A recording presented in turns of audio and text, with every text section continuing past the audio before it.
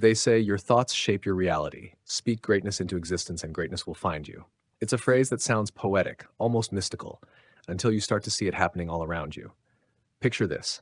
A man wakes up every morning and mutters, "I'm always unlucky. Nothing ever works out for me."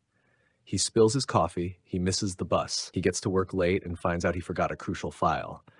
And he sighs, "See, told you, my life is cursed." But what if, just for one day, he woke up and said, "Today I'll find opportunity. Today I'll succeed." It seems like wishful thinking until you understand that the mind listens, it obeys, it filters, and most importantly, it creates. Stay with me because what you're about to hear may be the last time you ever see your thoughts as just thoughts. I once met a man who had every reason to quit, abandoned as a child, bullied for years, living homeless at 17.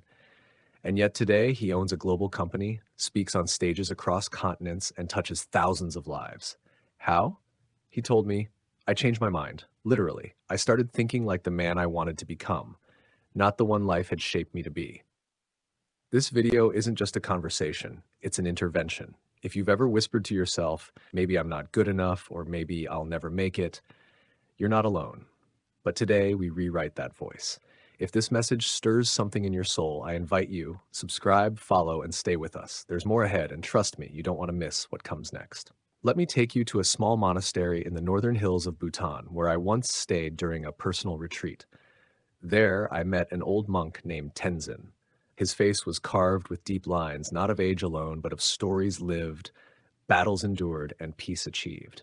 Each morning at dawn, Tenzin would rise before the sun and whisper the same phrase, "I am at peace, I am alive, I am grateful." It seemed simple, even quaint, until I asked him why he did it. He looked at me and said, "Because if I don't tell my mind what to believe, the world will do it for me. And the world, my friend, is often wrong." Think about that. How many thoughts in your head are actually yours? How many were whispered into your subconscious by critics, parents, society, or fear itself? Tenzin shared a story of a student who came to him, broken.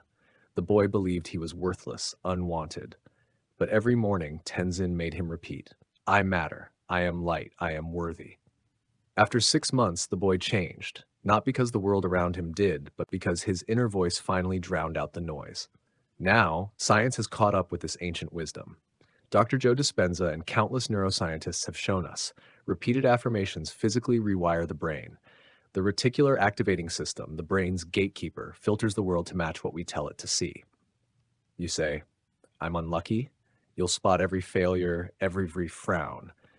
But say, "I'm open to miracles," and suddenly a smile from a stranger, a new opportunity, a random coincidence, they all seem to whisper, "See, you're right." And it's not just philosophy, it's power. The kind that built empires, changed destinies, and healed minds. Gandhi used it when he said, "Be the change." Martin Luther King Jr. used it when he dreamed aloud. And yes, even you, in your quiet moments of hope, you've used it too. I remember a single mom in New Jersey who lost her job during the pandemic. Every morning she stood in front of the mirror and declared, "I will rise, I will provide, I will thrive." Today, she owns a digital business with clients in 10 countries. She didn't just hustle, she aligned her thoughts before her actions. That's the key. Thought before action, belief before reality. So the question is, what have you been speaking into existence? If this message has ignited a fire within you, don't let it fade. Subscribe, follow, and share this with someone you love. Let's make this moment the beginning of a mental revolution. And don't go yet, because what we explore next might just shatter every limitation you've ever believed about yourself. Let me ask you something raw, something real. When was the last time you caught yourself thinking, "I'm too late, I missed my chance, maybe I'm not meant for more"? If that thought has ever crossed your mind, pause. Breathe. You are not alone, but more importantly, you are not done. In the heart of Tokyo, I once spoke with a former banker turned painter, Haruki, in his 60s. He told me I wasted decades in a job that never lit my soul on fire. But one morning, I looked in the mirror and said, "If I don't speak my true self into existence now, I never will." That day I quit. I started again. Today, Haruki's art sells across continents, but it didn't begin with a brushstroke. It began with a belief. This is the truth. Your current reality is not your prison.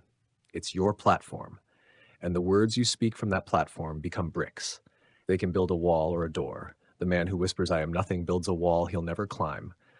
But the woman who says, I am becoming, crafts a doorway to greatness. And maybe you're not at rock bottom. Maybe you're just tired of the cycle, tired of surviving instead of thriving. If so, then today is the moment you break the pattern.